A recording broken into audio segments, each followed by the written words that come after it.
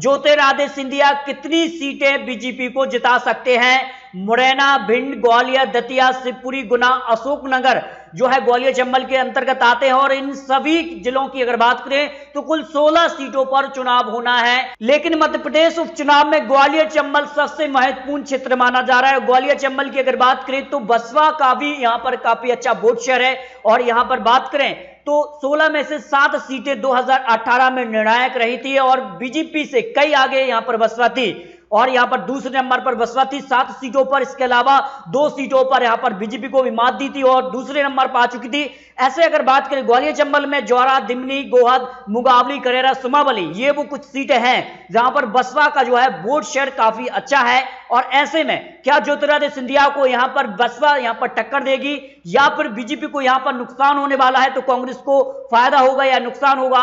सबसे पहले बात कर लेते हैं ग्वालियर चंबल की 16 सीटों में से मेहगांव और गोहद विधानसभा सीटों पर उपचुनाव होना है। और अगर बात करें भिंड जिले के लिए जो बड़ा नाम कांग्रेस की तरफ से वो है पूर्व मंत्री डॉक्टर गोविंद सिंह, यहां के 9 बार के एमएलए रह चुके हैं और कहीं ना कहीं भिंड जिले के लिए काफी असर उनका है, मंत्री भी रह चुके कांग्रेस की तरफ से और गोविंद सिंह यहां पर 9 बार के एमएलए रहे हैं। इसके कारण मेहगांव और गोहद विधानसभा सीटों पर यहां पर आंकड़े कहते हैं कि काफी कुछ असर यहां पर कांग्रेस के लिए दिख रहा है। और रणवीर जाटव यहां पर कह सकते हैं बीजेपी की तरफ से, तो यहां पर मेघाराम जाटव कांग्रेस की तरफ से, जसवंत पटवारी यहां पर मायावती की तरफ से चुनावी मैदान में है। लेकिन गोहद विधानसभा सीट आंकड़ों के हिसाब से यहां पर कांग्रेस के खाते में जा सकती है। जो जमीनी स्तर पर आंकड़े हैं ज्योतिरादित्य सिंधिया काफी पीछे नजर आ रहे हैं सीट के लिए, जो आंकड़े निकलकर सामने आ रहे हैं। अब देखिए यहां पर बात करें उपचुनाव के लिए अगली सीट जो यहां पर भिंड जिले की मेहगांव विधानसभा सीट के लिए भी आंकड़ों की बात करें तो यहां पर भी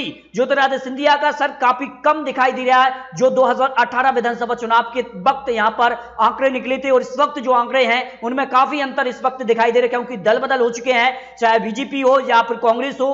काफी नेता जो हैं वो कांग्रेस में भी जा चुके हैं बीजेपी के, तो बीजेपी में भी कांग्रेस के कई बड़े नेता यहां पर आ चुके हैं। इसके कारण जमीनी स्तर पर काफी कुछ बड़े नेताओं का जमीनी स्तर खिसक चुका है और जनता का मन इस वक्त क्या दिखाई दे, तो मेघांव विधानसभा सीट पर बीजेपी और कांग्रेस में टक्कर हो सकती है। आंकड़े यहां पर निकलकर सामने आ रहे हैं।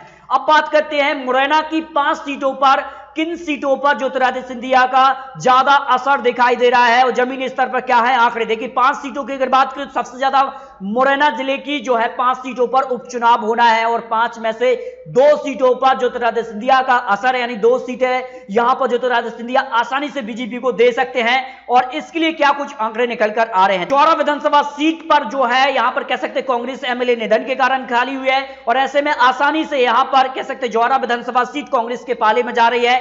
और यहां पर अगर बात करें तो अगली सीट आती है सुमावली विधानसभा सीट। सुमावली विधानसभा सीट के लिए अगर बात करें एदल सिंह कंसाना जो यहां पर सिंधिया समर्थक माने नहीं जाते हैं, यानी जो 2018 विधानसभा चुनाव में एदल सिंह कंसाना है वो यहां पर ज्योतिरादित्य सिंधिया के करीबी नहीं है। और यहां पर अगर बात करें तो बीजेपी के लिए ये काफी बड़ी सीट रही है और यहां पर अगर बात करें तो इस सीट पर भी सुमावली विधानसभा सीट से यहां पर कह सकते हैं एदल सिंह कंसाना को यहां पर हार का सामना करना पड़ सकता है, क्योंकि अजब सिंह कुशवाहा को यहां पर कांग्रेस ने अपना उम्मीदवार बनाया है। तो यहां पर राहुल दंतोड़िया को मायावती जी ने ग्वालियर चंबल के लिए चुनावी मैदान में उतारा है। इस कारण से सुमावली विधानसभा सीट पर कांग्रेस का पलड़ा भारी नजर आ रहा है, जो यहां पर आंकड़े निकलकर सामने आ रहे हैं। अब देखिए यहां पर बात करें अगली सीट आती है यहां पर मुरैना जिले की मुरैना ही विधानसभा सीट पर उपचुनाव होना है। और मुरैना के लिए अगर बात करें रघुराज सिंह कंसाना यहां पर बीजेपी प्रत्याशी, तो राकेश माबाई को कांग्रेस ने अपना उम्मीदवार बनाया, तो रामप्रकाश रजौरिया को मायावती जी ने अपना उम्मीदवार बताया है। यहां पर जो आंकड़े हैं 2018 में बीजेपी के जो प्रत्याशी थे वो कहीं ना कहीं नाराज थे बीजेपी के कारण से। इस कारण से रघुराज सिंह कंसाना यहां पर चुनावी मैदान में थे, वो जीत गए थे। इस कारण से इस सीट पर बीजेपी का पलड़ा भी भारी रहा है और कांग्रेस का भी रहा है। ऐसे में यहां पर त्रिकोणीय मुकाबला होने की संभावना दिखाई दे रही है। क्यों देखिए मुरैना जिले की अगली सीट की बात की तो यहां पर दिमनी विधानसभा सीट के लिए भी आंकड़े निकलकर सामने आ चुके हैं।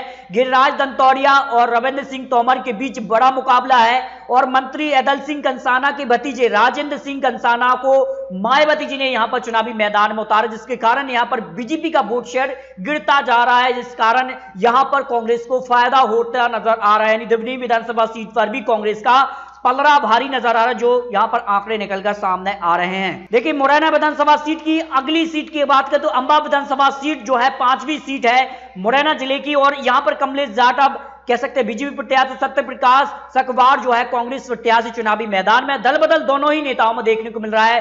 तो बीएससी से सत्य प्रकाश यहां पर कांग्रेस में शामिल हो चुके, तो भानु प्रताप सिंह सकवार यहां पर मायावती जी प्रत्याशी हैं। ऐसे में कहीं ना कहीं मायावती जी इन दोनों जो बड़े नेता हैं उनका खेल बिगाड़ रहे हैं, और ऐसे में जो है यहां पर कमलेश जाटव यानी बीजेपी का पलड़ा भारी हो सकता है, क्योंकि यहां पर बात करें तो यहां पर सिंधिया खेमे पर यहां पर काफी असर है, और ज्योतिरादित्य सिंधिया के करीबी माने जाते कमलेश जाटव, और कहीं ना कहीं ज्योतिरादित्य सिंधिया के साथ अगर जनता गई तो फिर कमलेश जाटव अंबा विधानसभा सीट पर यहां पर मजबूती से वापसी कर सकते हैं। ये आंकड़े हैं। हालांकि यहां पर कह सकते हैं नेहा किन्नर भी काफी मजबूती है, और अगर उन्हें यहां पर चुनावी मैदान में उतरती हैं तो फिर कहीं ना कहीं यहां पर भी त्रिकोणीय मुकाबला देखने को मिल सकता है।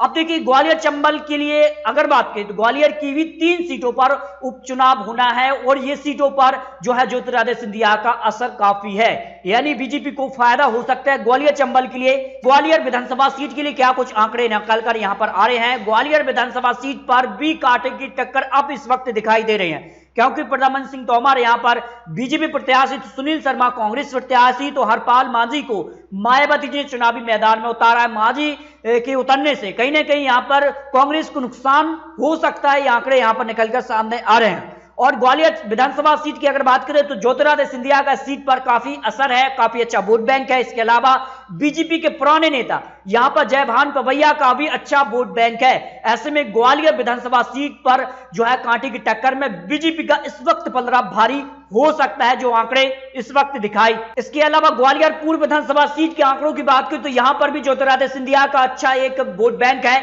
और यहां पर अगर बात करें सतीश सिकरवार यहां पर कांग्रेस प्रत्याशी, तो मुन्ना लाल गोयल बीजेपी प्रत्याशी, तो महेश बघेल यहां पर मायावती जी चुनावी मैदान में प्रत्याशी उतारे हैं। हालांकि ग्वालियर पूर्व विधानसभा सीट पर कांग्रेस का पलड़ा भारी नजर आ रहा है। ग्वालियर जिले की तीसरी विधानसभा सीट की बात करें तो डबरा विधानसभा सीट भी काफी महत्वपूर्ण सीट मानी जा रही है, क्योंकि यहां पर भी दल बदल देखने को मिल रहा है। तो इमरती देवी अब बीजेपी में आ चुके हैं, तो सुरेश राजे कांग्रेस में जा चुके हैं। लेकिन क्या कुछ आंकड़े यहां पर निकलकर सामने आ रहे हैं। यहां के आंकड़ों की बात करें तो 2013 में जो है सुरेश राजे यहां पर इमरती देवी से हार चुके थे, और 2013, 2008 और 2018 में इमरती देवी जीती आई हैं। ज्योतिरादित्य सिंधिया का यहां पर काफी असर है, और इमरती देवी का इस क्षेत्र में काफी असर है। इस कारण से जो है आंकड़ों के हिसाब से बीजेपी को यहां पर जीत मिल सकती है, जो आंकड़े निकलकर सामने आ रहे हैं। अब देखिए दतिया की एक सीट पर उपचुनाव होना है, और यहां पर ज्योतिरादित्य सिंधिया का आंशिक असर है, और एक सीट पर जो आंशिक असर है दतिया जिले की 3 सीटें यहां से आती हैं, और भांडेर में उपचुनाव है, और यहां पर